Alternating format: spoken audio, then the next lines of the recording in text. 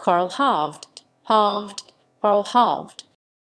Carl Frederick Hovde, pronounced HUV-dee, October 11, 1926, September 5, 2009, was an American educator who from 1968 until 1972 was the Dean of Columbia College, the undergraduate division of Columbia University. In that position, he served an important role in restoring order and calm on the campus after the 6-week-long student protests in spring 1968 that had been led by the Students for a Democratic Society. Early life and education. Hovde was born in Meadville, Pennsylvania on October 11, 1926. His father, Bryn Hovde, was president of the New School for Social Research from 1945 to 1950. He enlisted in the United States Army in 1944 after graduating from high school and served in the European Theater of Operations during World War II. After completing his military service, he attended Columbia College, graduating with a bachelor's degree in philosophy in 1950. He received a Ph.D. in English from Princeton University in 1955 after completing a doctoral dissertation titled The Writing of Henry D. Thoreau's A Week on the Concord and Merrimack Rivers, a study in textual materials and technique. He began his academic career with a position at Ohio State University. Columbia University.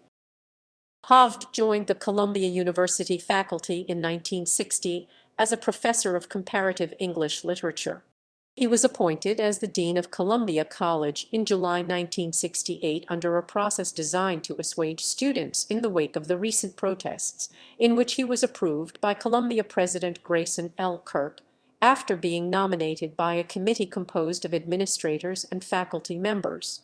The students' protests had begun in April 1968 in response to plans by Columbia to construct a gym in Morningside Park that was opposed by Harlem residents and by disclosures of university ties to the institute, a weapons research think tank connected with the United States Department of Defense. Several buildings on the campus were taken over, with windows damaged and files destroyed by student protesters.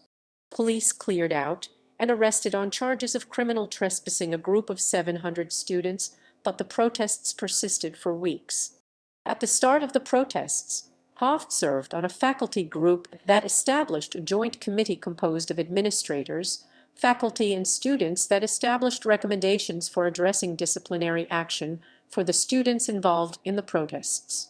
Once he was appointed as dean, Hovde stated that he felt that the sit-ins and the demonstrations were not without cause and opposed criminal charges being filed against the students by the university, though he did agree that the protesters were acting with insufficient cause.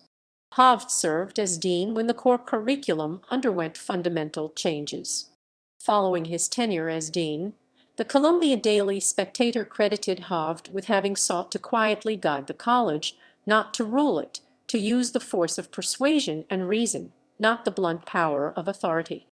He later was a professor of English emeritus after a career as a longtime teacher of literature humanities.